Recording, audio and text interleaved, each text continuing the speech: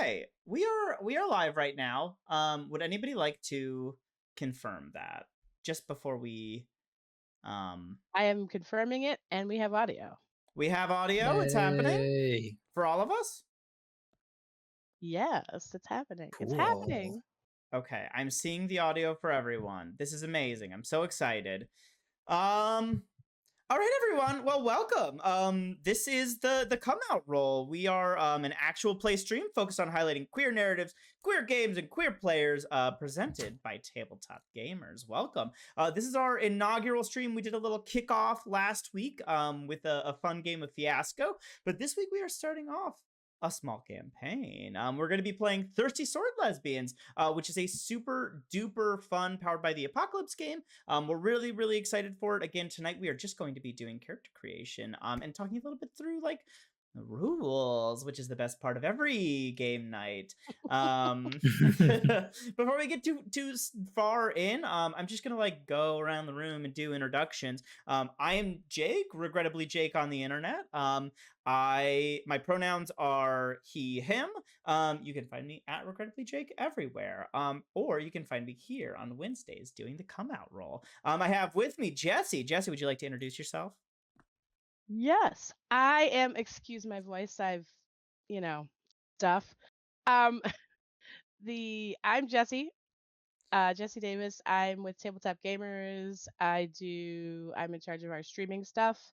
So if you have any questions about streaming stuff, we're gonna start getting our YouTube channel up and running. We're gonna be doing panels and all kinds of fun stuff and stuff like this that we're gonna do tonight. It's gonna be so much fun. And a little bit about Tabletop Gamers. We are out here to make sure that queer people in gaming have representation, have visibility, and we go to cons, board game cons, and we have pronoun ribbons and flag ribbons to put on your badge. It's really cool. And we do a game nights at local LGBTQ centers. That's one of our big things that's coming out that's going to be all over the place. And then we have a newer program coming up that we launched last year or the year before, I think.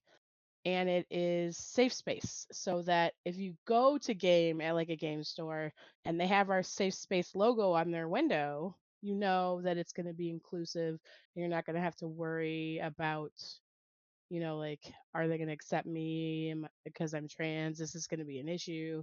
And they have our Safe Space initiative, and we're working on that with actually stores all around the country. So. All right. Well, thank you for that.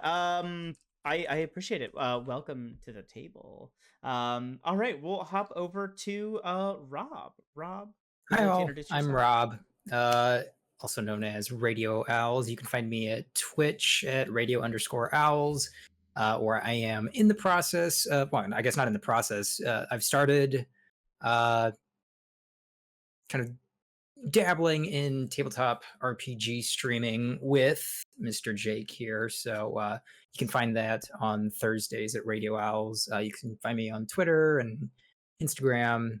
I'm just happy to be here and ready to play some Thirsty Sword Lesbians. So thanks.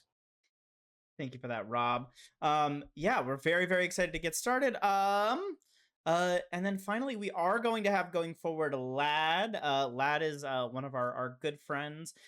He unfortunately had a pet emergency tonight and was not able to join us. So we're sending out good thoughts for Zoe, praying for her and her sweet, sweet little teeth.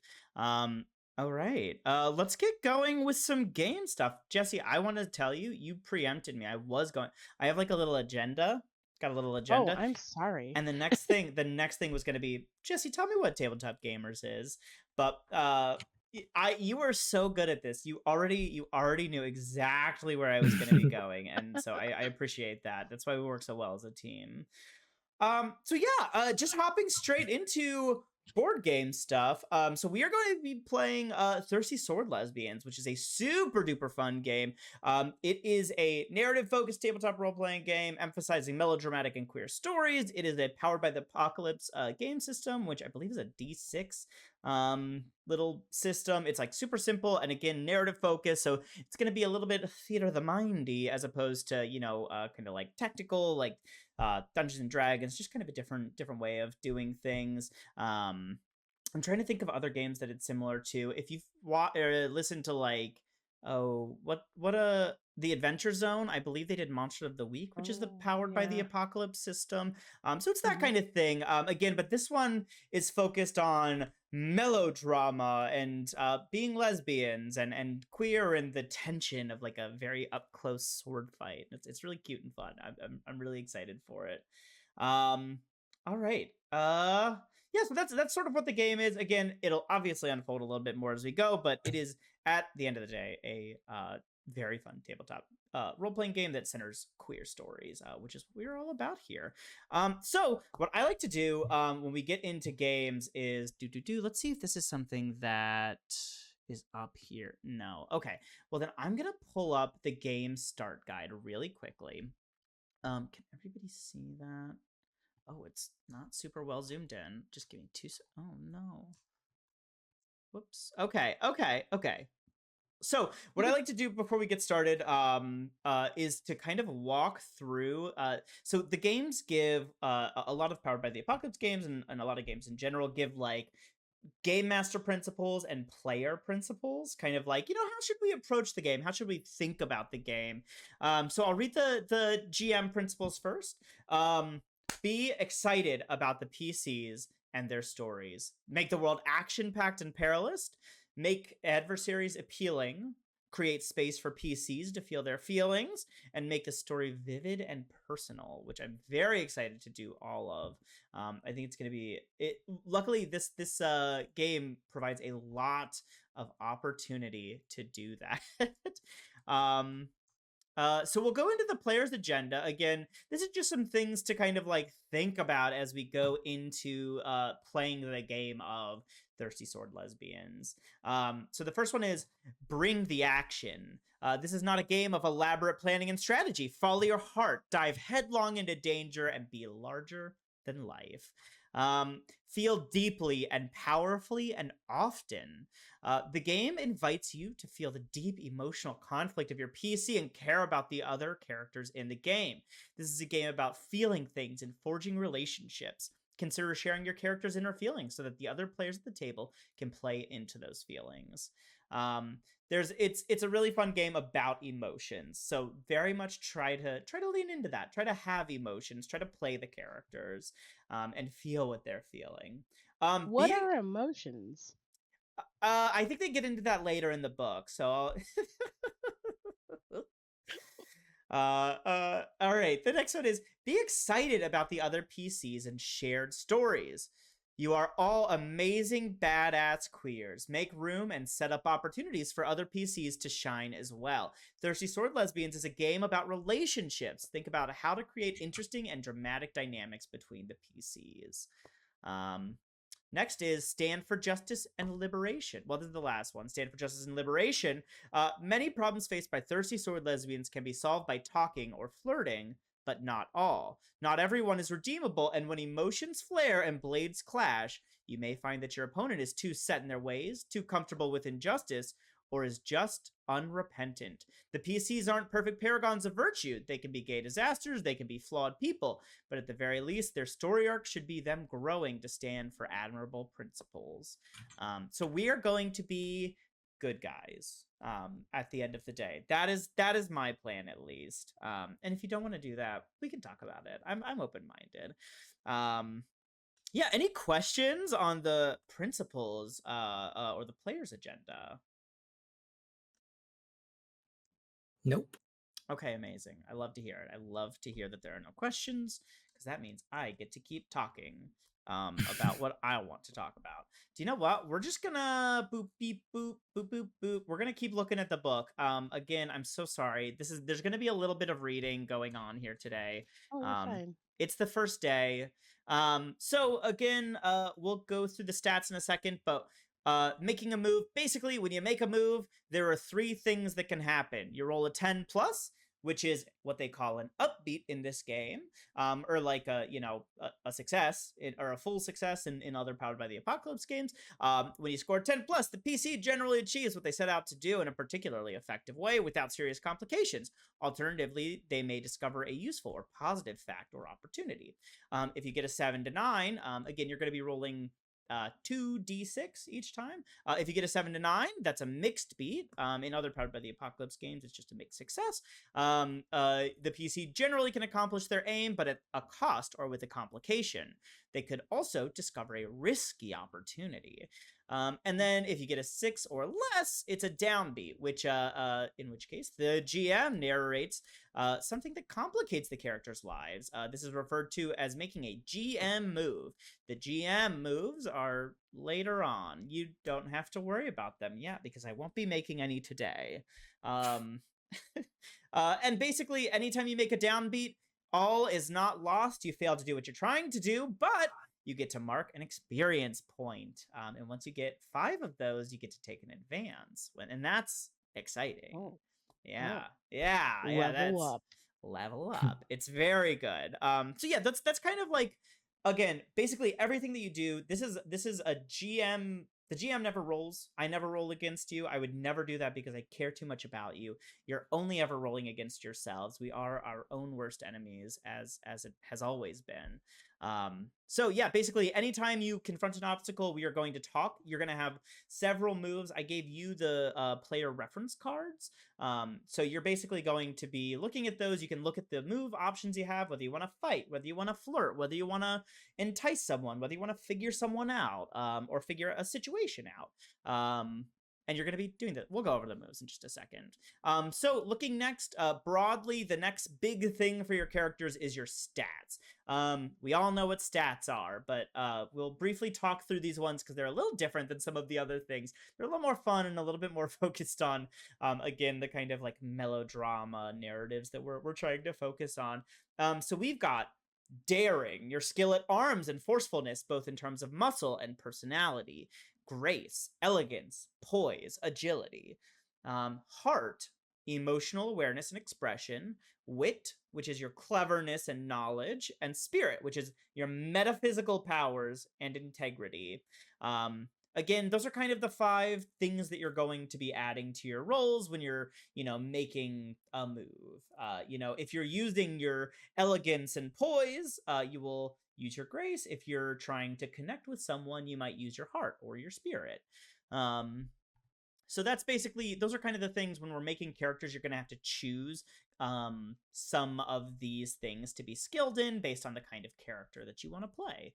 Again, I ask, try to, when you pick your skills, since these ones are a little bit more personality focused, try to focus them in your role playing if you can. We don't have to talk about forwards and ongoings. Conditions. So in this game, there is no HP. You don't have hit points. What you do is you get conditions. And once you have 5 conditions, so this says, if you ever mark a 6th condition, you're defeated, which means you're taken out of the action. Again, you can die if we talk about it and you want that, or as we go through, there's going to be a time when we develop what they call the palette in this game and kind of how tonally we want it to be. And I'd like to do that sort of on stream if you guys don't mind. So we're going to talk about that thing, but basically we're going to be kind of saying, you could die or you could just be ashamed, or like this says, curl up into a ball and cry. You might just be out of the action for a little while and your friends are left without, their third ally. So what's nice about the conditions is basically they're kind of modifiers on your person. So you can turn angry. You might seethe or lash out. You are angry at yourself or someone else. Penalty -2 to figure out a person. So basically they affect specific skills. So say you get frightened, you freeze up, you're in the middle of a fight, you take some damage, and now you're frightened to have the rest of this fight because you don't want to, I don't know, die. So now going forward, you have a -2 to all of your fight rolls going forward. And then you can turn guilty, hopeless, or insecure. As you rack these bad boys up, again, they stack. So you can just get worse and worse and worse at everything as you are slayed into uh, badness. And then again, if you get your 6th, you will be defeated. And what that means, we can talk about. Again, I think that'll be kind of a case-by-case thing. Hopefully, we never run into it. Or maybe, hopefully, we do. Who knows? For your enemies, basically, like, the way, kind of like peek behind the curtain a little bit. Your big enemies, like your bosses, are going to have several conditions for you to go through, like you have. So, you can frighten them or you can guilt them, but, they might not immediately die. Whereas most, like, smaller time NPCs, like all of the thugs and henchmen or whatever, they will be defeated if you impose one condition on them. So, and I won't tell you, obviously, like, what's happening. But if you slay someone, then I will obviously give you that. Okay, we've done no HP, only conditions. The next big thing, okay, and then there's ways to clear conditions. We'll talk about that. That's going to be like a downtime thing. But you can do something called emotional support, where the NPC or the player characters can emotionally support one another. You can just take time and connect with each other, and you can do roles to help each other.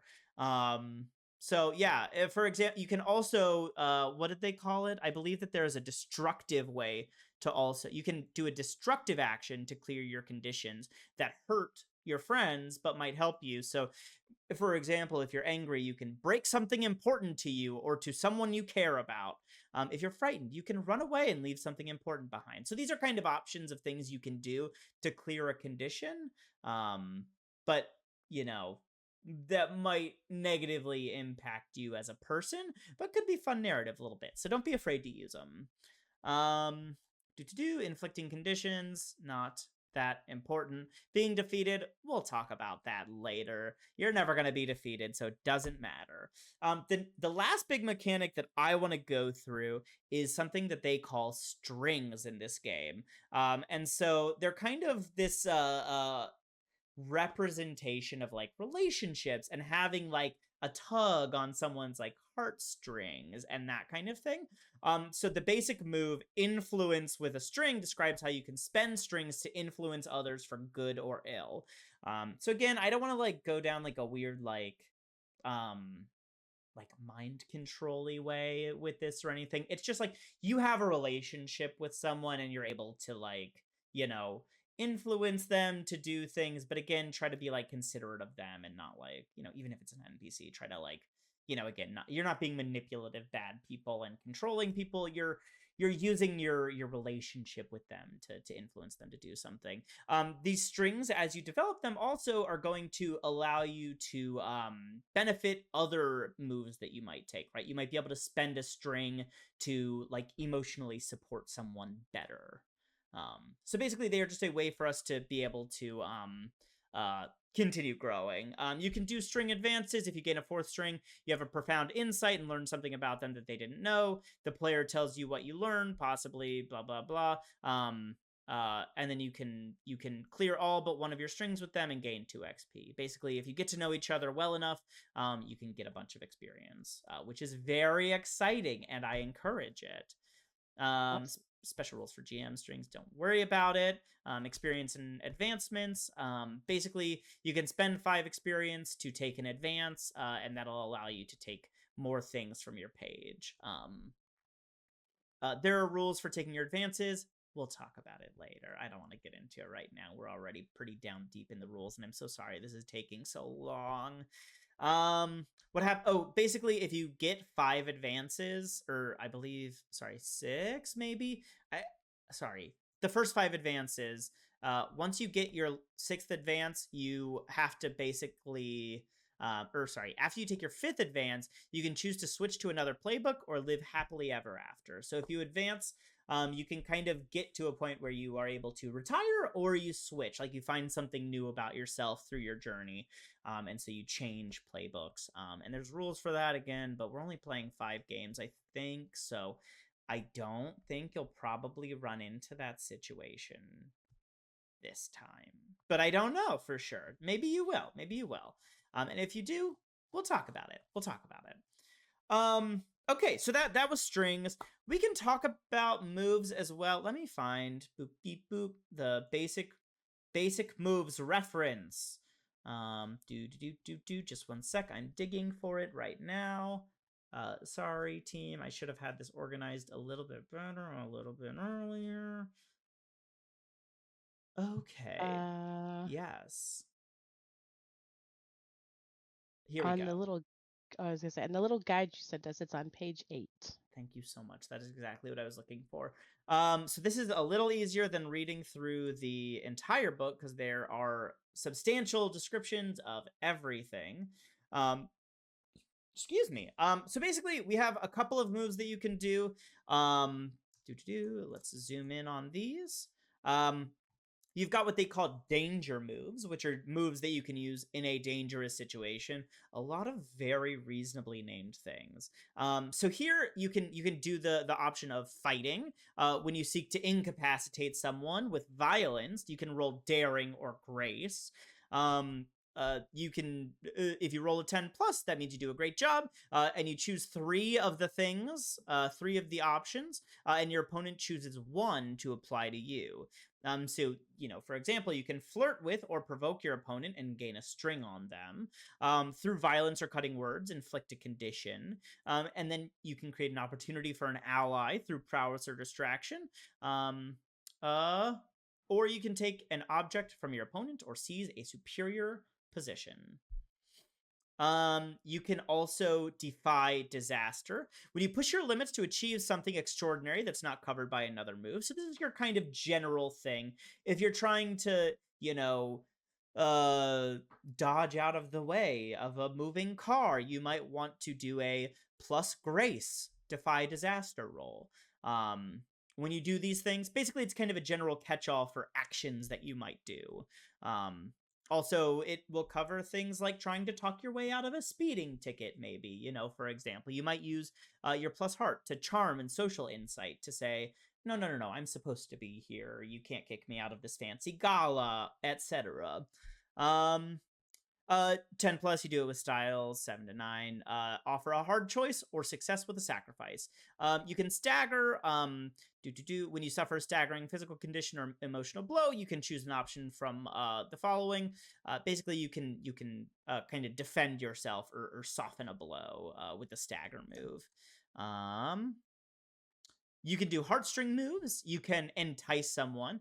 When you appeal to someone's physical or emotional sensibilities, you can gain strings, and then they can do other things to you. You can figure out a person when you're trying to figure out a person, see what they're about, what they want. You can influence with a string. At any time, you can spend a string on someone to do one of the following. Offer them an XP to do something.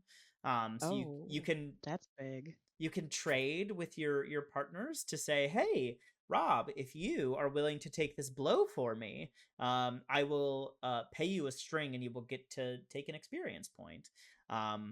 You can also find out what it will take to get them to do what you want. You can also do this type of thing on NPCs. Obviously, you can't do the XP thing, but you can find out what they want or what it will take to get them to do what you want. You can add 1 to your roll against them. If you're fighting someone that you have a string on, say, during the fight, you did the option to take a string on an enemy. You can spend 1, or you can subtract 1 from any roll that they make after rolling. So if somebody is attacking you or is attacking someone that you secretly love, you can lower their roll so that they can't inflict a condition, for example. You can only spend 1 string to add or subtract from a given roll. There are rules for becoming smitten. We can talk about these offline. But you can fall in love. And once you fall in love, you get special bonuses when you act either for or against the person you're smitten with. And then you can also, when you finally kiss, in a dangerous situation, you can take, for example, you can take +1 ongoing for the rest of the scene. There are really fun benefits if you're willing to lean into being cliche and melodramatic. And then there's recovery moves such as being emotionally supportive. There's also special moves where you can call on a toxic power. We can talk about this one as well, but you can parlay with a toxic power, ask it your question, and roll plus spirit. So, we're playing a cyberpunk, so maybe the toxic power is going to be like, the mega corporate internet or something, or, like ordering in from Amazon, or, you know what I mean? Like, it's kind of, again, we're playing with a lot of cliches, cyberpunk cliches and themes. And so, like, you're parlaying with the mega corporation, you're taking a job for a person you hate that is doing a bad thing, you're participating in consumerist culture, etc., etc., all of the things that we know and love from the cyberpunk genre. I want to be very genre and very loud about it, you know what I mean? So yeah, it's going to be great. But basically, you can use it to answer questions and grant you +1 forward when you act on that information. You can, but it sometimes will take something from you. For example, it can gain a string on you, and then when you are acting against that power, it can influence your rolls, or it can force you to tell it what you want, or those types of things. So it's going to be very fun. But it gives you a lot of power. Okay, all right. So now we are going to go into the very fun, exciting time of creating characters for Jesse and Rob.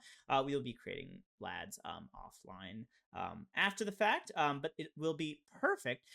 So we're going to go through not all of them. I don't want to go through all of them, but Jesse, were there any playbooks that spoke to you? The first step of creating a character is picking a fun little playbook.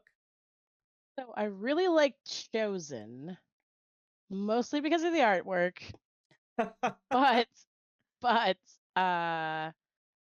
also because it says that they it's like they have their relationships are across the social strata, and they crush expectations of fate and family and public. So they're like, you want me to do what? No, that's not me.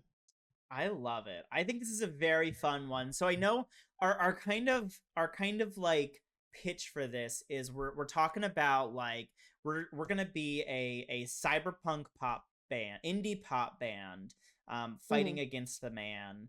And so what is your role in the band? What is this Chosen's role in the band? I feel like Lead this singer. person could be the lead singer, maybe, or like, I don't know, maybe the lead guitar. I don't know what if this is a cyberpunk. I don't know if it's even a guitar. It's a Maybe it's the cyber electric. guitar. It can be a cyber guitar. It's Like the electric triangle. I don't know. I will say, again, the art is speaking to me. One of the example archetypes is pop idol, which I find very fun.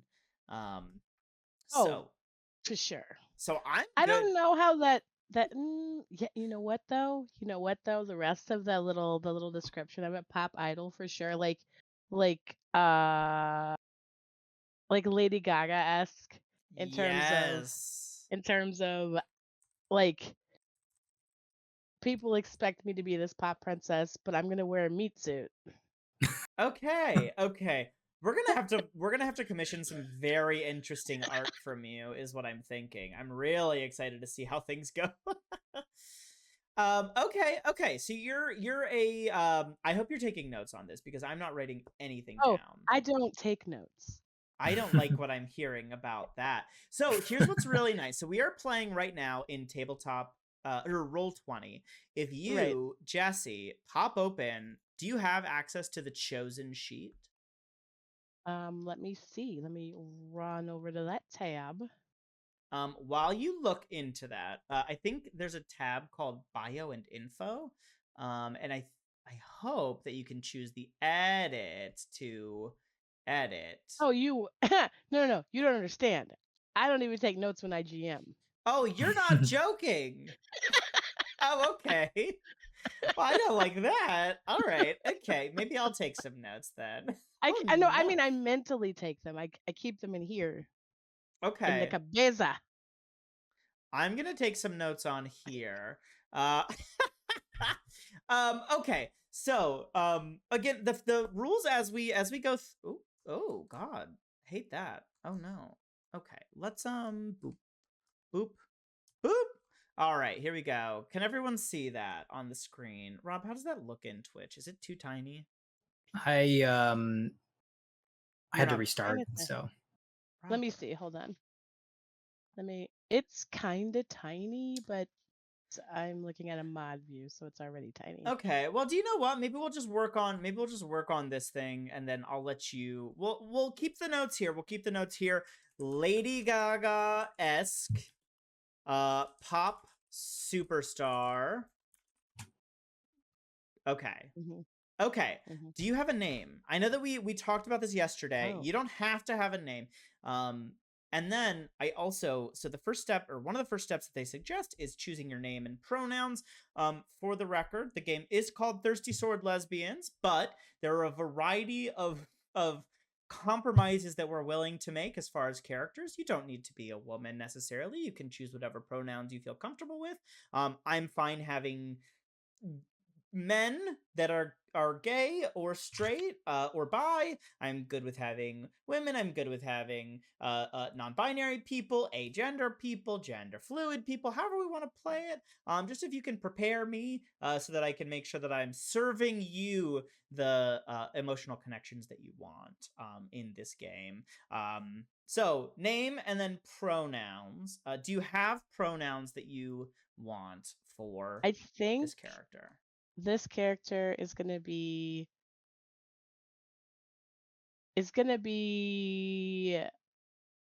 a little gender fluid. Mhm. She/they pronouns. Okay, I love to see it. I love to see it.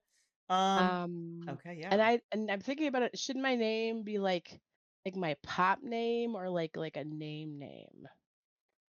Do you have both? Do you have both of those? Because I would love both. I'm working on it. I'm working on Okay, it. okay.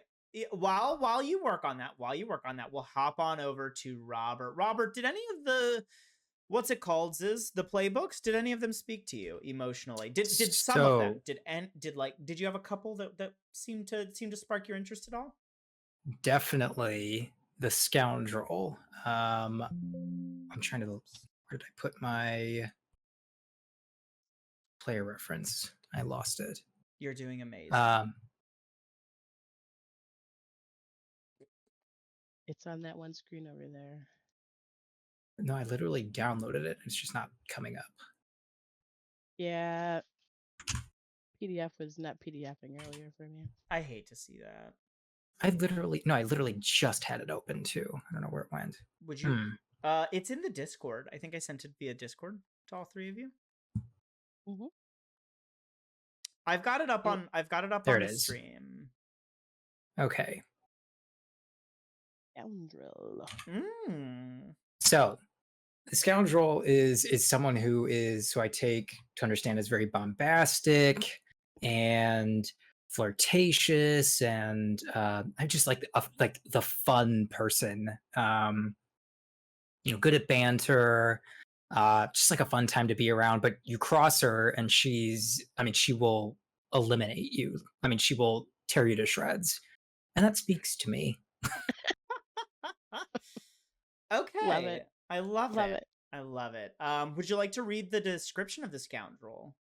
Scoundrel is a hero of action and intense physicality. Their sword fights are punctuated by banter and flirtation and end in kisses as often as they end in bloodshed.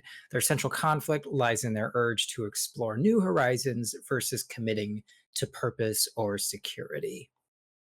Classic Rob choosing the one with commitment issues. It's just interesting. It's just interesting.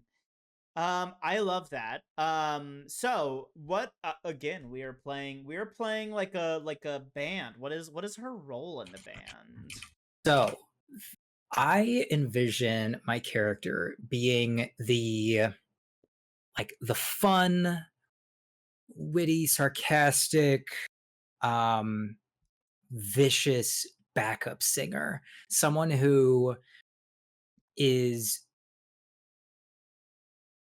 like faithful to her friends to a fault. And if you cross any of her friends, you cross her, I mean, she's gonna tell you, and you're gonna know that you crossed a line, and you're not gonna do it again.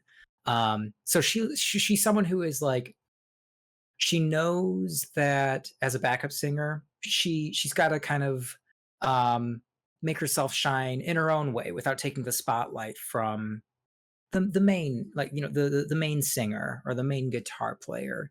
She's gonna let them take the brunt of the spotlight, but she'll be able to support from the back, and when you need her help, she'll be there to provide it. I love that, Robert. Robert, do you have pronouns and a name?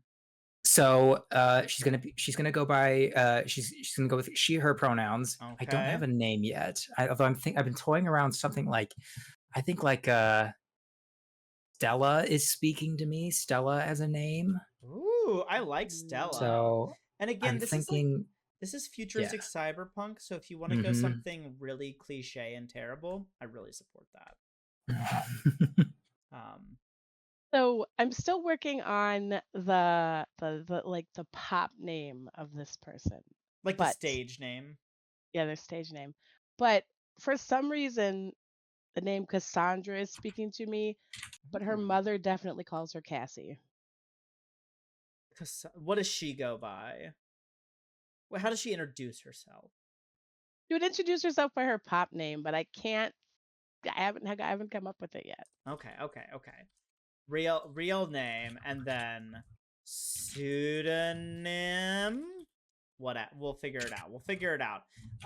And then I think the last one that we're gonna have in the group, there's only gonna be 3 players, and the last one that is going to be played is the Beast. Lad is going to be playing the Beast. He identified that the Beast is going to be the drummer of the group, which is very, very on brand, because the Beast follows their truth and their passions, which puts them in conflict with civilization and civilized norms. Unless they give up what makes them special and powerful, they cannot make themselves acceptable to that civilized society.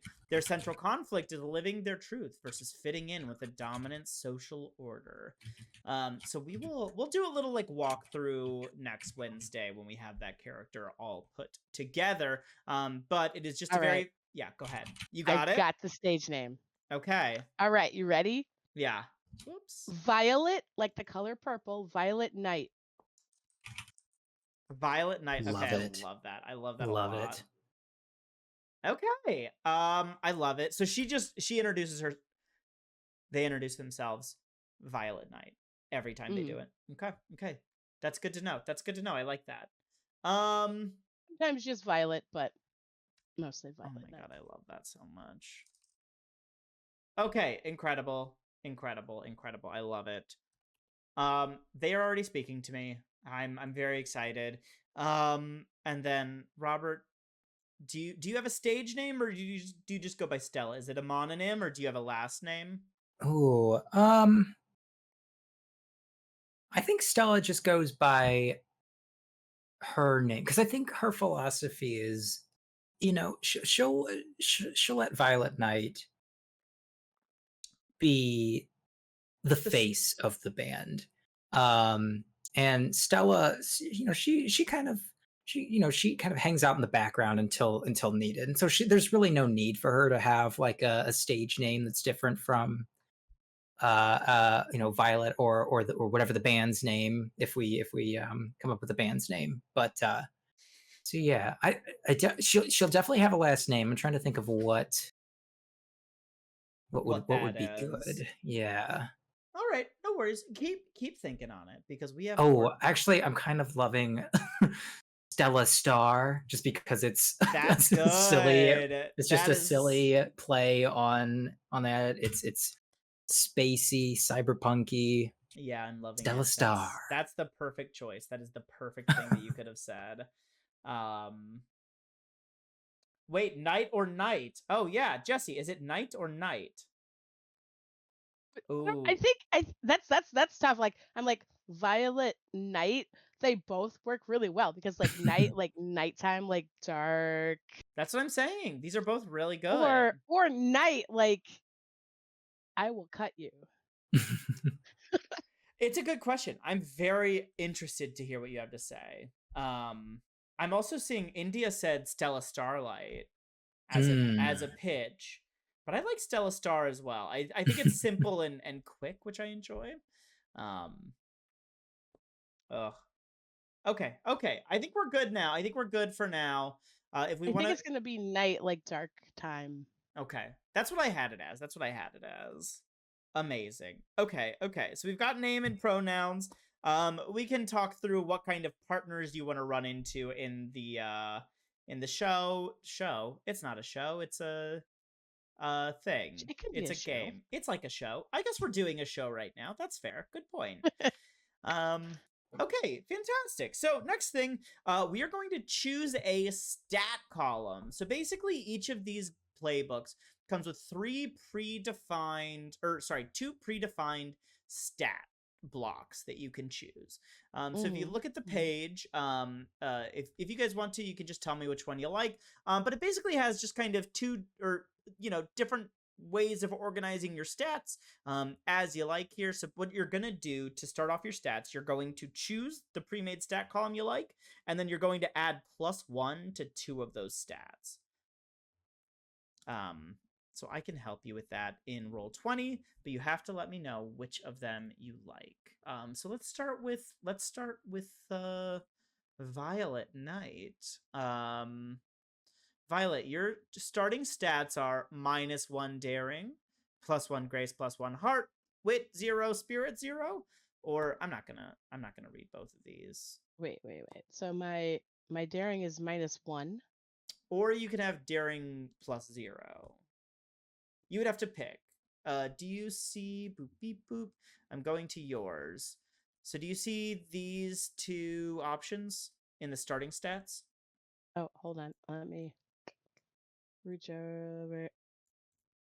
Oh, over there. I missed that page. Okay. You're totally Okay, good. there. So you just pick one of those, and that'll be your starting stats, and then you add +1 to 2 of your stats. I'm sorry if that's confusing. Gotcha. Character creation is always a little too crunchy for me. I just want a robot to do it. You know what I mean? Okay. Uh, Rob, you can also. Do you know which one you want? Do you know what you're feeling? So I want to get. I'm trying to remember. So daring is the one that's kind of like for fighting, right? Daring or grace can be used in the fight. Or grace. Yes, that's correct. Would you like me to read the description of these stats again? Yes, please. I will do that right now. I can just look them up. Stats. It's probably useful for everyone as we go through this. So, daring is skill at arms and forcefulness, both socially and physically.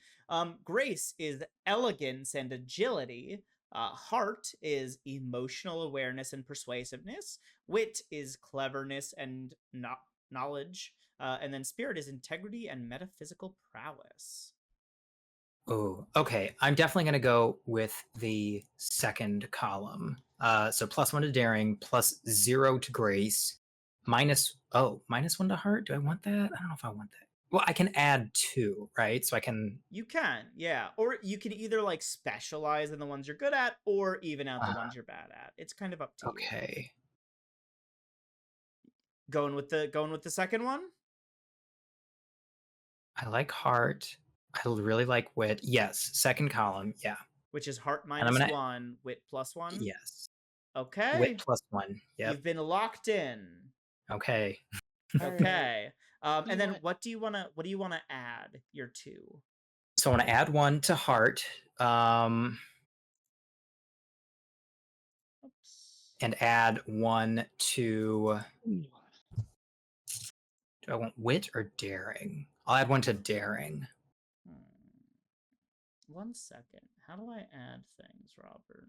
This is bad for me. I apologize. I did this before and I have since forgotten how to do it. Are you in Roll20? I sure am. Yeah, it's just wait, this. So when you edit the sheet, Oh, I need to edit the sheet. No, doesn't seem to give me that as part of edit. oh, okay. So when you look at the character sheet, you can add plus or no, it's not letting me do it. Why isn't it letting me? Okay, hold on. I had it. I had it. I had it. It's not. I didn't have it anymore. Choice made and locked. Why is this so hard? Abilities and actions. Because Fair. I think that's fair what you just said. okay, so edit pop out. Okay, so I am so sorry, team. Are you trying to edit them now? I am trying to see. So starting stats. Yes. Oh, okay. Did you see how you click starting stat? Like you click on it, Yep, I did that. and then you can add. You have to uncheck the thing, I think, to add to it. I think. I think. No, that didn't work. Yeah. Yeah, that's a bummer. That might be a What do you want to cheat do? I'll do thing. it later. I'll do it later. Rob, what do you want? I want to add one to daring, and I want to add one to heart. +1 daring, +1 heart. Fantastic. Jesse, what do you want to add? One to grace and one to heart. I picked the first column. You've already added that, though. You already did that, right? In yours? Yes. Perfect. Amazing. Incredible. This is fantastic. So we have chosen our stat columns. We are going to add +1. So the next thing is very fun, what you're going to be doing. Uh-oh. I just heard a sound. I clicked something. I don't know if that what I did. Huh. Okay, well, such is life. We'll move on then. So the next thing that we're going to be doing is the aesthetics.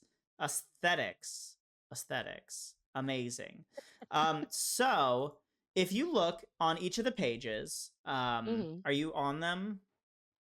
So on each of the things, you see a stoic or an aesthetics section on the page. It's gonna have 3 options for 3 options. So there's gonna be 9 things listed total. You're gonna choose one of each of those for your character, and Oh, that's going to from each section. from each in the aesthetics. There's 3 bullets. You're gonna choose Right. one thing from each bullet for Okay, a total okay. of 3 things.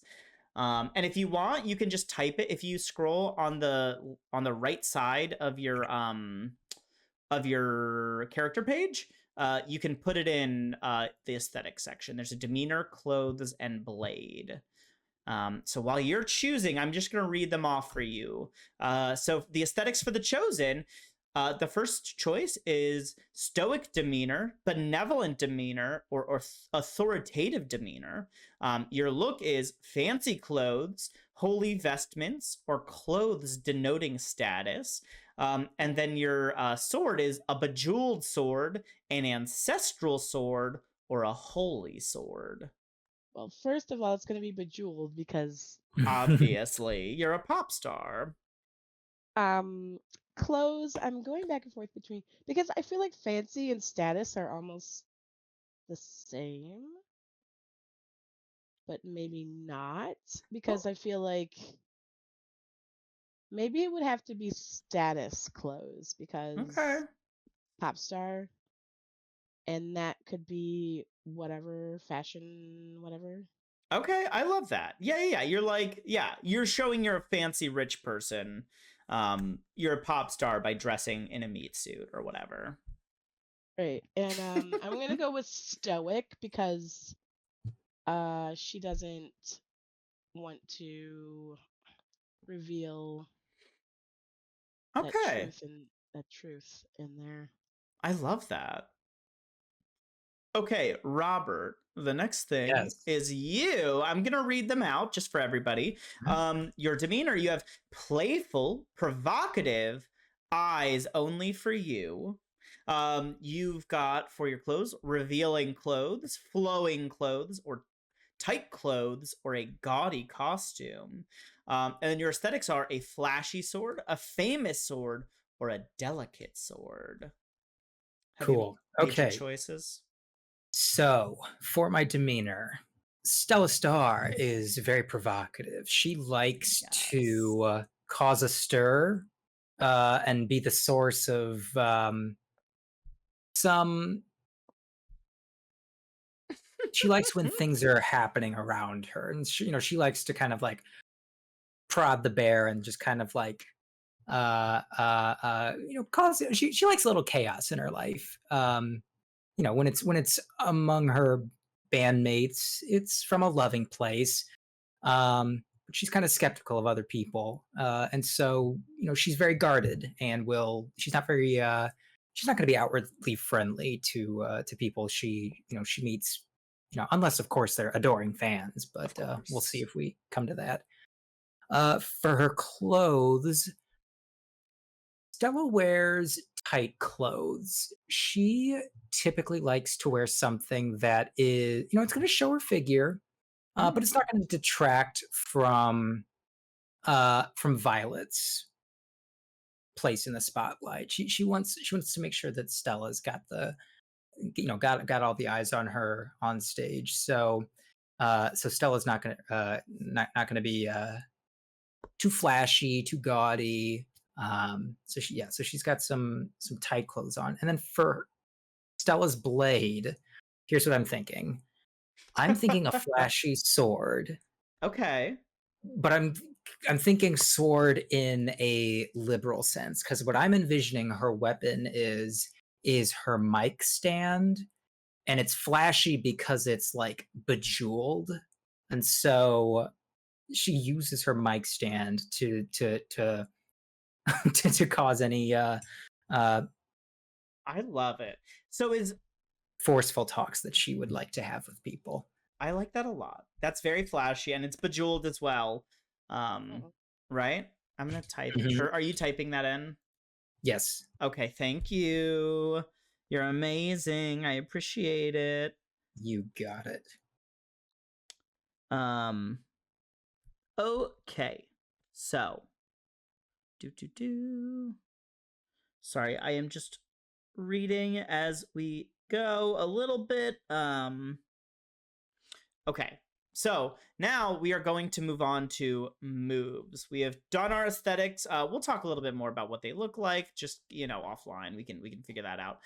So Mhm. each of the characters has a fun like thing that they do. Like they have a type or whatever. Like they're a special playbook with a special thing. So for example, the chosen is chosen for something, to be a pop idol in this scenario. But um basically each of these people has special moves. The chosen has a kind of not complicated move, but they are a little exciting. So they start with kind of their own little specials. So, truths of the heart and the blade. You start with love is not my destiny. When you become smitten with someone, say why, give them a string, and answer this question: how do our respective stations make it impossible for us to be together? So basically, everybody has like what happens when you become smitten and how do you answer that, which I love. So everyone is going to have a special what happens when you get smitten. Everyone is also going to have when you inescapable conclusions. When you figure out a person during a physical conflict, you may ask one additional question from this list, even on a 6-. What do you hope for your future? What do you fear is your destiny? So you can ask these kind of deep questions just by trying to figure someone out during battle, during the heat of battle, basically. And when you are falling in love, you have these two special things that give you a little bit of special power to ask follow-up questions and create drama or learn more about your enemy. Then everybody has a special mechanic. So the Chosen's is destiny. So the big question is, they keep telling you that you have a destiny, but it's not what your heart truly desires. What is it? So you don't have to have that answer just right now, but we're going to think about it. And then the next step is choosing your heroic and tragic aspects. So you're going to choose 2 of each of these. So I'll read through them just really quickly. Or actually, why don't you read through them? Oh. I'm going to zoom in on it. So you're going to choose 2 of these. And these are basically, when you act in accordance with these aspects, you can choose, you check it off basically, and then you can take +1 forward for the rest of the event or the scene. Like you basically, if you are an heir to a mystic power and you use the mystic power, you can check that off and you get +1 for the rest of the scene. You get +1 to your next roll, excuse me. And then if it's a tragic aspect, you can mark XP. So would you read them off? Do you have them up in front of you? Sorry. If not, I can read them. Me or Rob? You. You are the chosen. This is you. You're choosing 2 of each of these to drive your actions. All right. So heroic aspects would be portents and prophecies, spiritual prowess, heir to a mystic power, prominent suitors, save your world, soother of monsters, help of the masses, chosen by a god, or legendary skill for heroic aspects. And I'm picking 2 of these. You're going to choose 2 of them, and then when you act in accordance with one of the aspects, like you do something to draw you closer or to act on it, then you get to take 1 forward. Basically, you get an extra +1 to your next roll. Well, I feel like in true pop star hubris, chosen by a god is correct in that. Chosen by a god. Fantastic. And then I would say legendary skill, like the best of the singings. Amazing. Tragic aspects. Would you like to read us through those and choose your tragedies?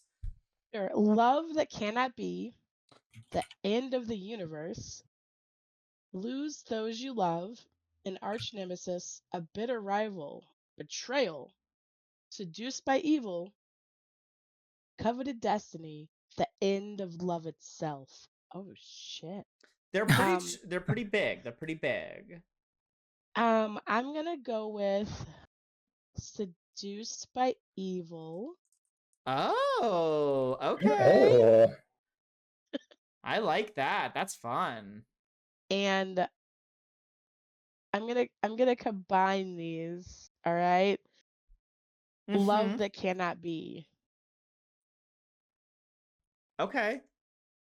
They'll feed off of each other in a sense of I don't know how you're going to craft it, but I've got the ideas. Love that cannot be is also the evil that is seducing. Oh my god, this is so good. I love what I'm hearing. Okay, fantastic. Is the stream going? Okay. Sorry, team. Just checking on the quality. Oh, it was my browser being terrible. Everything's fine. Don't worry. Everything's fine. Don't worry. Everything's fine. Stella the Chaos Maker, I'm seeing in the chat. I agree. I very much agree. Okay, so you've chosen your tragic and heroic aspects.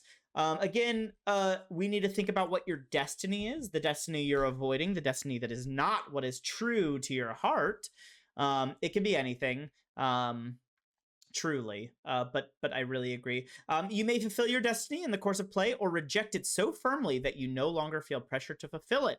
This deserves a climactic scene either way, and trying to reject your destiny draws the full wrath of your aspects to those pressing you to fulfill it.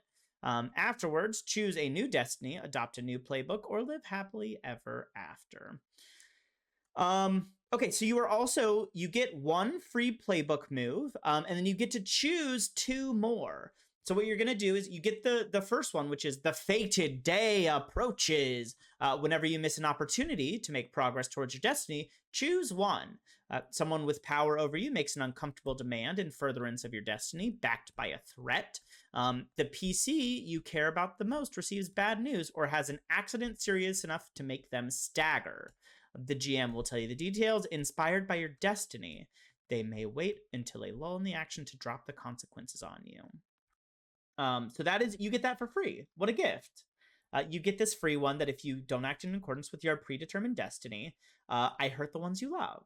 So I think that that's fun. So basically, you're going to be able to choose two more moves from your playbook to utilize. So I don't know if you've gotten a chance to read through them. I can come back if you would like. So, just a little clarifying question. So, Yeah. the destiny is the things that we picked. Because I'm just looking at my sheet and it was slightly confusing. It's not the Sorry. examples, it's the things we No. picked. So you choose your destiny. Your destiny is something big and magical.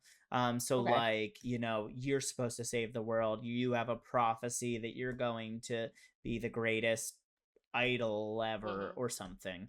And then these are the aspects. They're basically like parts of the prophecy leading to your destiny. Okay. Yes. All So right, you, and you we'll have to have a work on that destiny that's like later. Okay. yes. Yeah. Gotcha. Yes. And then you also need to choose two playbook moves. Are any of them speaking to you? Did you get a chance to like peek through them? If not, we can hop over to Rob for his special character stuff and then come back Yeah, to you. and we could come back to me. I'll look at the playbook moves because Amazing. I love I'm it. debating. I know. I'm also like an incredibly slow reader, so I'm very much benefiting from you all having to think a little bit about what kind of characters you want to play because hoof-a-doof, I would do a bad job. So Rob, you have, of course, Truths of Heart and Blade. So when you're smitten, you get to ask, you can give somebody a string on you and answer the question, why would your romance never last? Again, these are kind of to add drama in the midst of love or battle. When you figure out a person during a physical conflict, you may additionally ask one of these questions, even on a 6-. What would make you run away with me? And where did you learn to fight? All right. So you also have a couple of other little like special bits as the scoundrel. Would you like to read Living in the Moment? Why are you so fickle? Is there something you need to figure out about yourself and you keep looking for it in other people instead? Are you afraid of the vulnerability that comes from investing in a relationship? Is your true love unattainable? Are you just that oblivious? Choose something that you'll be able to grow past to give your character an emotional story arc. You don't need to figure it out immediately, and the scoundrel themselves may not know it at all. So, you are going to come up with the thing that is holding emotionally your scoundrel back. You don't have to do that tonight. You don't have to do that right now. But I would love if you did that before our first session, so that I could, what's the word? Give you obstacles to your desired outcomes. As far as playbook moves, excuse me. So you are given heat of the moment when you taunt someone someone into doing something they want to do but find unwise. Roll plus daring. If the target's an NPC, 10+, they'll do it in exchange for a small concession or reassurance. Or create. They choose one, create an opportunity for you and your allies, or they give you a string on them, but they won't do it. Or if the target is a PC, they mark XP if they do it and must take a condition if they don't. So it's a way for you to taunt your friends into doing the things that you want them to do. 7 to 9, you choose one. They mark XP if they do it, or they take a condition if they don't. So basically 10+, you can force them, or 7 to 9, you don't force them, but you can either force them or give them a benefit. For either a PC or an NPC, if you aren't already smitten with them, you can choose to treat a 7 to 9 result as a 10 plus by choosing to become smitten with the target. So you can fall in love to increase the potency of this move against your friends and loved ones. If you so choose. And you get that one for free. You also get these other two. Would you like to read The Lust at First Sight? When you become smitten with someone you barely know, declare your undying love and give them a string on you. Lose your smitten status with anyone who has no strings on you. Take +1 forward to any act you think might impress your new interest. I love this one. I think that's very fun. You've also got Shiny and New. When you give or receive emotional support in an intimate moment with someone, you each mark XP and clear a condition. That is very helpful as you rack up conditions and become worse at the things you want to be doing. Rob, have you gotten the opportunity to look at the other moves? You get to choose 2 more. If not, that's okay. If not, are there any that you're thinking about? Any that are like speaking to you? So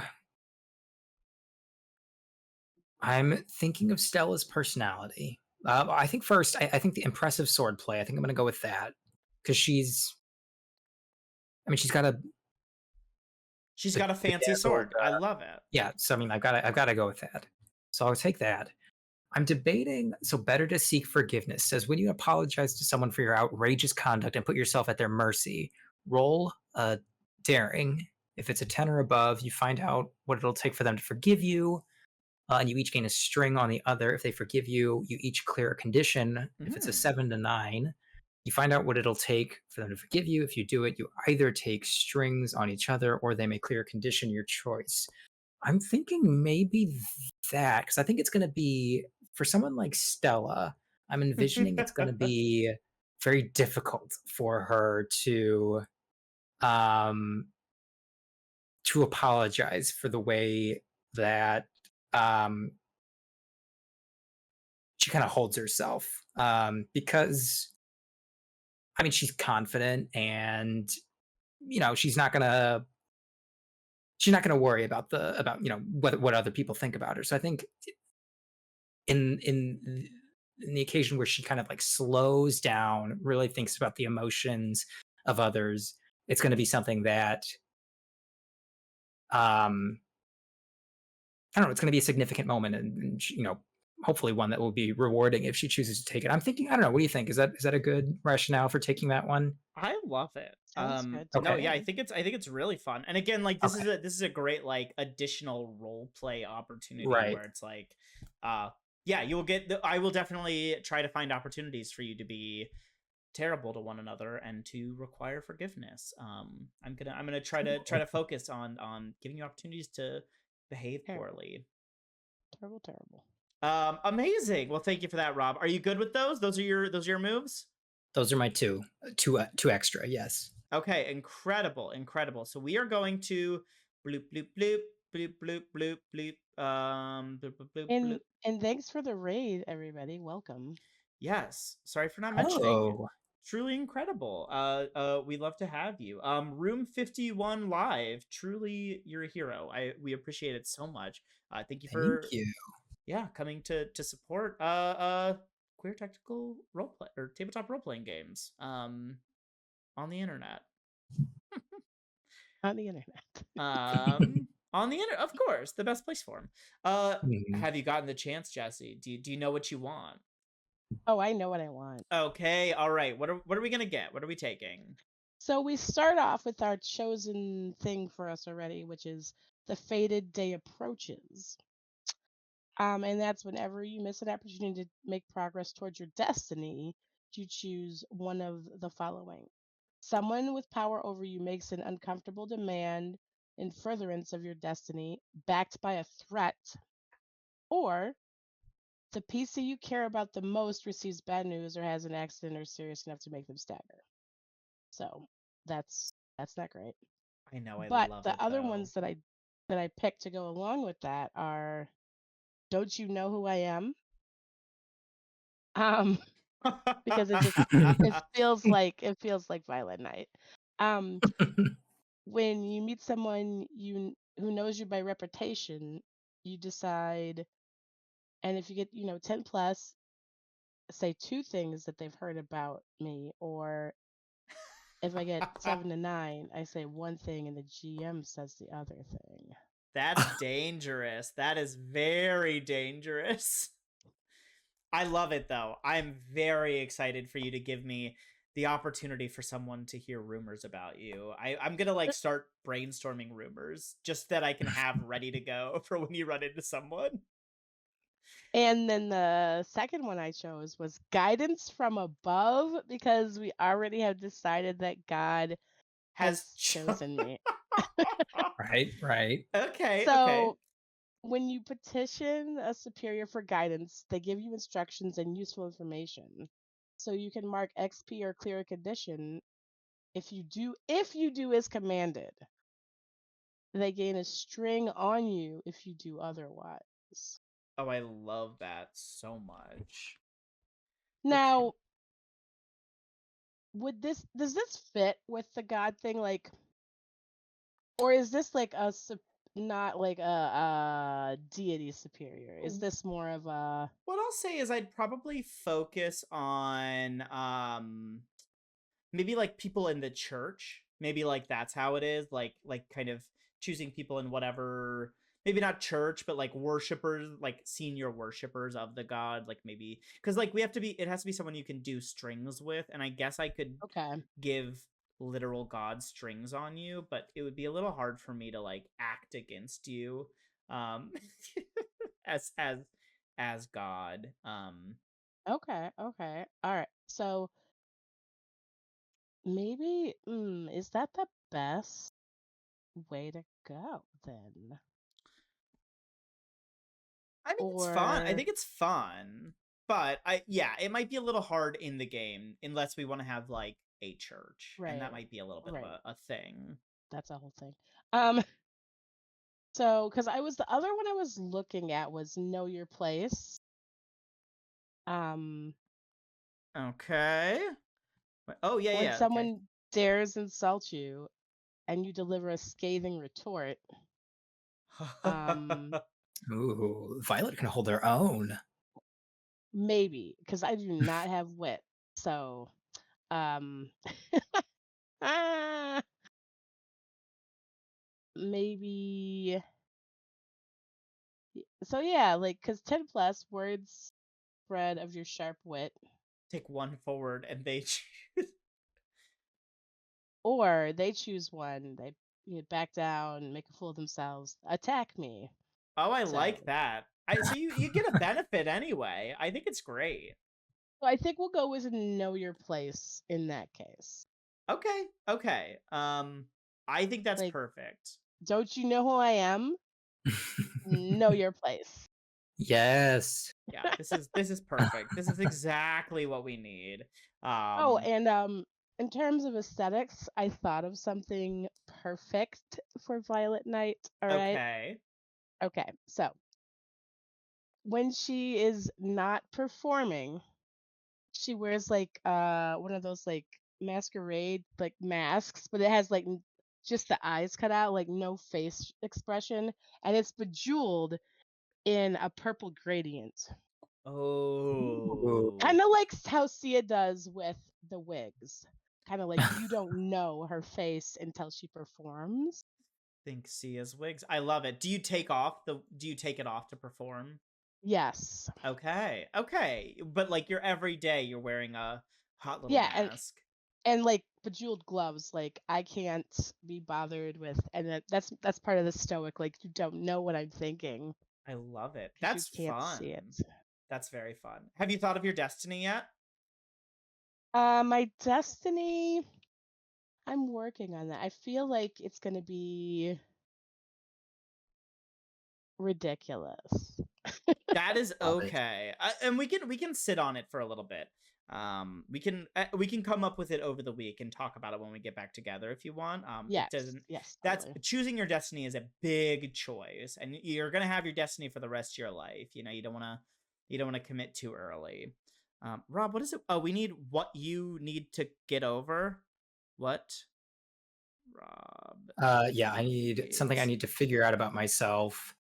but I keep looking for it in other people instead. Some sort of vulnerability.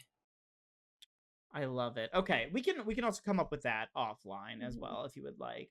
I'm just gonna really quickly, because we're gonna have a beast on our team. I want to talk a little bit about what they do, because they have a fun mechanic that I really like.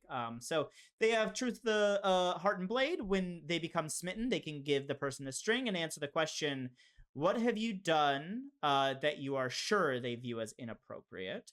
And then the Bloody Truth, when they are in a fight and they figure out a person, they can ask an additional question: what awakens the beast inside you, and how could I get you to kiss me?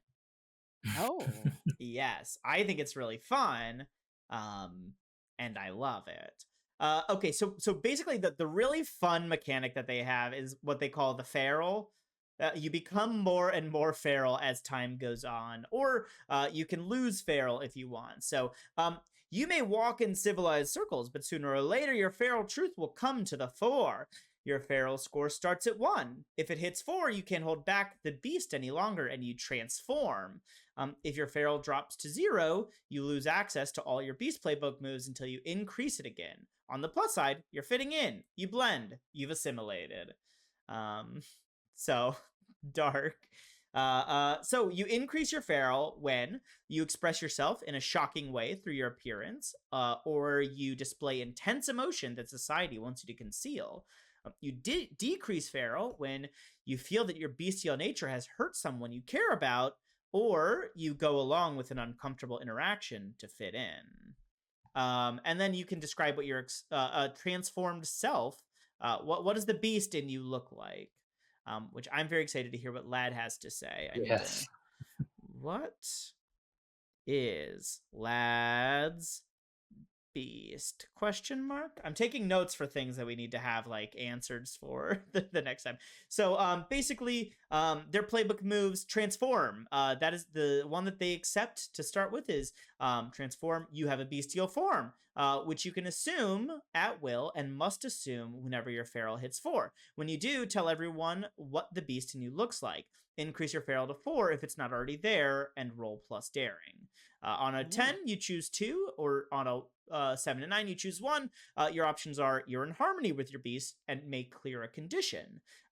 You are magnificent and little escapes your notice. You gain leverage on an opportunity with a monster. Pain is nothing to you. Ignore the next time you would stagger while transformed. Or you can move in ways no ordinary person could. You revert to your usual form when your feral drops below 4. While transformed, you may mark a condition to avoid reducing your feral as often as you'd like. So, like if you were going to turn back into a person, you can take a condition to stay feral. Yeah, they're really fun. They're really fun. And like, depending on how you role play it, you might accidentally turn into a monster. It's cute. It's fun. It's a really obviously all of these are like well, they're either like fun cliches or like very poorly hidden allegories for queerness in society, and I really love that about this game. I think it's really really great in that way. Yeah. All right, team. Okay. So, we can do introductions next week when we have everybody. We'll do that and just talk through it again. We'll do like a little recap, who everyone is, what they're about. We can do relationships, but we probably shouldn't do that until Lad's here. Maybe we can do it at the start of next time. Just kind of define how everybody knows each other. That's the next part in this. Yeah, okay, so we'll do that later. So the last thing that I would like to do today, if we have enough time, is to define the palette and tone. Now, where is that? The palette and tone. Sorry. So they have a relationships worksheet, which I think is great. You can define specific relationships with people, and then you get strings on them based on how those are. Blue. World building worksheet. Okay. So we've already done our lines and veils offline. I don't want to share everyone's things publicly. I don't think that that's necessary. So basically, what this game asks us to do is to define kind of like, what's the tone? What is our tone? What is the way that we want this to be? And then what is the palette that we kind of want to like paint with? And so for the palette, Ooh. obviously they have like the lines and veils, things not to include. And then they have like excited about, what are the things that you guys want to see and explore? And then other content notes if we have anything that doesn't really fall into those categories. And there I'd like to kind of capture, like, what's the tone that we're looking for here? What is like the way that we want this to roll out? Is it going to be fun and exciting and like high energy, or is it going to be like gritty and serious and when you get hit, it hits hard, and when you're defeated, you get dead, or you know what I mean, like as an option of things that could happen. So yeah, I guess like, are there any things that you two are like looking forward to exploring or role playing in this upcoming session? And if the answer is no, or I need to think about it, I think that's totally okay. I'm like totally all right with that. I think I might be springing this on you a little bit, and I apologize for that. Well, I think, and I don't know where this fits in, and obviously Rob and Lad have to agree with this, but I feel like we're a punk band. Okay. Punk I don't band. know if you feel that, Rob. I know, yeah, that makes sense to me. Yeah, I mean, just based on Well, it's like literally our cyberpunk, so it energy. makes sense. Yeah, I agree with that. I mean, Well, I like feel like, it's cyberpunk and it's the future, so it could be like a some genre we don't know, like a punky, right, poppy, like punk ballady. I pop, don't know. You know what I yeah, mean? Yeah, yeah. like Avril Lavigne or something. I don't know. Yes, I like Avril Lavigne as a touch point. I said punk band aesthetic. Is that Hmm. kind of like, wait, it Yes, doesn't have to be like Yes. punk exactly, because who knows what the future, etc. Hmm. Okay, yeah, I like punk band. I am big on punk band. I think that's very fun. Um, Rob, anything from you? Anything that you're like excited to play around with in the space? I mean, I'm just super excited. Like, I'm already envisioning kind of like just the way that we've made the character, like these two characters, Violet mm, and Stella. Yeah. It seems like we're already playing off of each other, and I'm sure when we get Lad's character in on this too, it's going to be the same thing. I mean, I'm interested in exploring kind of like how we as people interact, not just as band members, but friends, and kind of the um like the highs and lows that go along with right. being friends. And specifically friends who are around each other all the time, Yeah, traveling, touring, and like, meeting new people. are we like in the little club that has like, like one bathroom, and like with no stall doors? I'm Are thinking we like, are those the venues we're playing, or are we playing like Madison Square Garden or it's something? not Madison Square Garden. You're like a small time band, but I'm thinking, like you're playing like sold out shows at the local Okay. venue, maybe. Not like Like not the like Madison like the Square. popular local venue. Yeah. Yes. Okay. Yeah. Yeah. Yes. Not the there's not the only our parents and cousins came to the show venue. Yeah. Correct. You have a But small also local not following. selling out arenas. Right. Yes. And I think Okay. like Okay. it for the story that I'm telling, you are big-ish figures in the like local indie punk band scene. Okay. Okay. Yes. Yeah. I think that's sort of where I was picturing it, if that works for you That guys. that is what I was thinking. I just wanted to sure. Okay. I love it. Um How comfortable are we with like, so obviously a lot of this game is like enticing and uh uh doing romancy stuff. As far as that goes, are you more interested in doing that with NPCs, or is like, again, for setting expectations with one another, is that something that if it happens between PCs, are people going to feel okay about it? I'm fine with it. I'm just laughing because I'm Arrow Ace, and this is So I meant to say at the top, right? So they also, what's really great about this book, they actually have like a section about like non-romance ways to play this game. So Jesse, Oh, like, I'm fine doing the romance stuff because I do that with another character in another TTRPG. It's just I just want to preface that flirting seems to be a part of this, and I have never been able to do that. fair. What I will say again, Mm, like, boop mm. boop boo. Sorry, I'm just like scrolling through.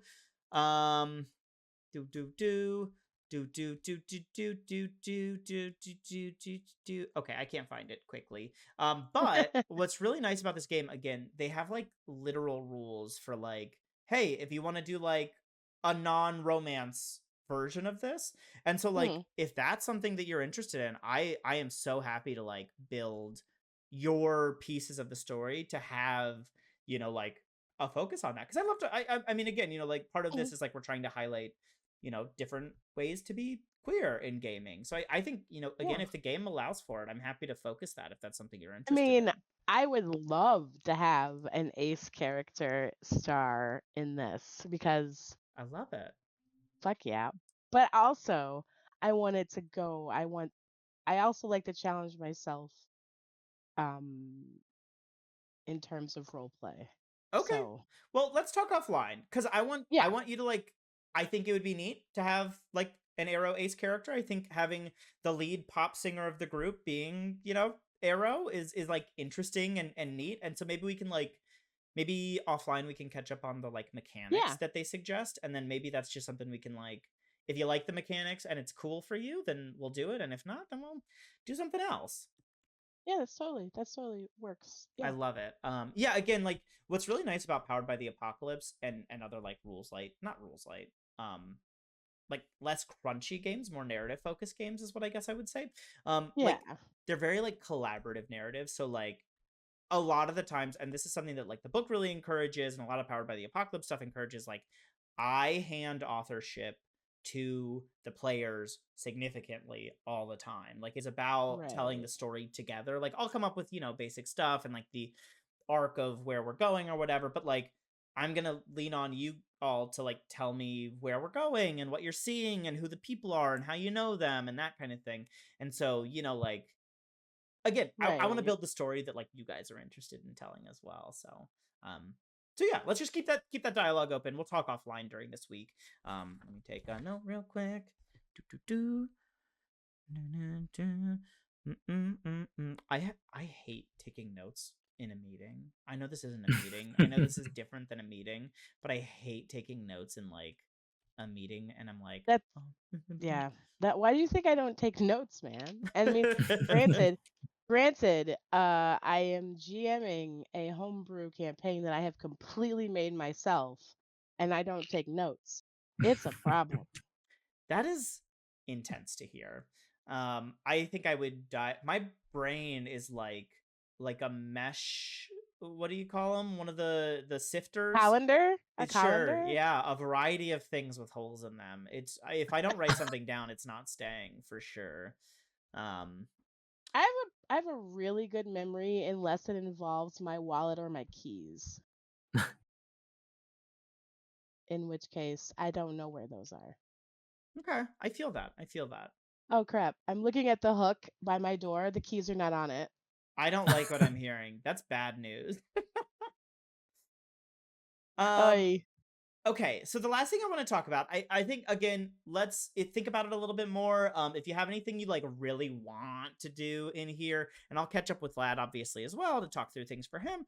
But I will, if you think of anything else you really like want to explore, or like really feel excited about, like let's talk about it. Just we have a Discord. It's just let me know. We'll talk about it. Yeah. So tone. I generally like kind of light intensity, fun role playing. I Mhm. think, like again, we are telling queer stories, but I don't think like we're gonna be in like a particularly homophobic environment. I don't think that that's something that I'm super I interested need the in. future to not be homophobic. Right. I need the future to not be homophobic. we're all like it's a cyberpunk future, so we're all like beholden to mega corporations, but at least they put up a Pride icon on Twitter during Pride Month. Yeah, you And could that's what's sponsor important. your newborns. So yeah, I think I'm not gonna like dive into anything on that. As far as tone, I generally like to keep it kind of light. You know, I think like maybe dig into some kind of like serious things as far as like, you know, being a small small time band and like the face of Mhm. mega corporations trying to like buy you out and make your life harder. Obviously there will be conflict, but I don't think at any point I really want to explore like, you know, super dark gritty depths or anything. Mhm. Like Mhm. when you get all 5 conditions, I kind of want to, you know, like you're out for a little bit but we're going to recover, and you know, like you're embarrassed and need to talk about it, but like, you know, you're probably not dead Right. unless we talk about it beforehand or something. Mm. So I think that's sort of where I'm going for tone. Again, not too serious. I think this is a fun kind of thing where we can tell stories Yeah. about disaster people and have a nice time with it. Yeah, that I'm works. That's excited. cool. Yeah. Yeah, Perfect. I'm Yeah. excited. Okay. Okay. Cool. That's amazing. Oh no, I have to. Okay. Do palette. Two T's, two L's, two T's. Sure. Cool. All right. I think that's all that I have. That is all that I have prepared for today. And obviously it took us like an hour 45, so it was a lot to go through and a very rules heavy experience. I'm very sorry about that, but I had a really nice time. So Yeah. I don't know. No, Anything? we got some things fleshed out, I think. Mhm. I think we're definitely setting our characters up for success. So I'm Yeah. super Yeah. excited. It's Well, I hope success. it's success. We'll see. Yeah, we'll see what Success. happens. We'll see.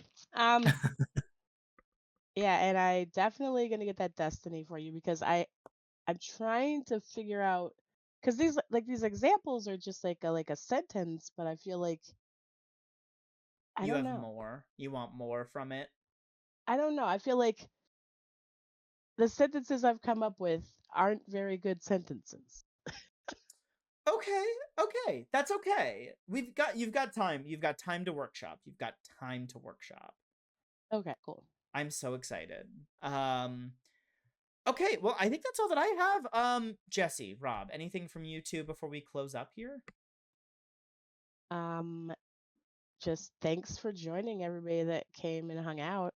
And Yeah. Violet Night, I'm gonna have to come up with some. I gotta find. I gotta at least find the mask. I was gonna ask if you were gonna bring a mask to the next one because I would Yes. love to see that. I would love Oh to my see that. god. I don't know if I. Hmm. Oh, Hmm. I think I have an Hmm. idea for my mic. I need a bedazzler. Well, I don't you've got a have a week. You've got a bedazzler. week. So good luck. Good luck. I believe in you. You're gonna make this work. I believe. All right. Well, then we are just gonna close out. Thank you to my beautiful players. Thank you so much for playing. And thank you for doing these characters. I'm gonna do an outro for you all. Jesse, anything you would like to say to the group, and also where can people find you? Uh, you can usually find me right here. I do stream on my own channel, but hardly ever.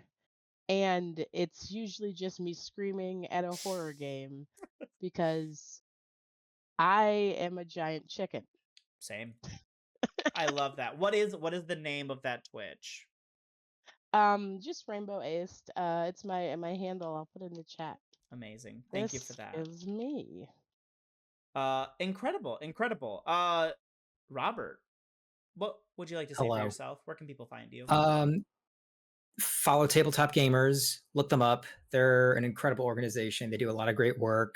Super thrilled to be hanging out with them, working with them, having fun with them. So definitely look them up. You can find me at Radio Owls, radio_owls. I'm a little baby streamer. Just started streaming my Thursday D&D games, of which Jake is one of the party members. So you can watch us muddle through that Thursdays at 7-ish normally, if everyone can get together. So that's where I am. You can find me on Instagram, Twitter. Yeah, and thanks for joining. Amazing. Thank you for that, Rob. Excuse me. And I, of course, have been Jake. You can find me everywhere, regrettably Jake, including here on Twitch and also at Twitter, Tumblr, Instagram, TikTok, all the places, whatever your preferred social media platform is, I'm there doing things. I have been your game master today. And I thank you all for joining us for the first real campaign session of the Come Out Roll. Yeah. This is going to be an ongoing weekly thing. So again, make sure you're here next Wednesday at 7:00. We would love to have you. And we're going to be playing, we're going to have our first actual session of Thirsty Sword Lesbians. And it's going to be a riot and a hoot. And you're going to be able to hear about Violet Knight's destiny and Stella Star's vulnerability, emotional vulnerability. And I think that's going to be great. So make sure you don't miss us. And if you're worried about missing us, follow Tabletop Gamers everywhere because we're going to be posting about it. So posting. And I guess I should have also mentioned, if anyone has any questions about Tabletop Gamers, or if you're interested in joining the content creation team, you can always just email me, Jesse at tabletopgamers.org. Amazing. Yes, and Jessie's great to work with, so make sure you email her if you're interested. Thank you. You've all been amazing. We love you. Have a good night. Bye. Bye, everybody. Bye.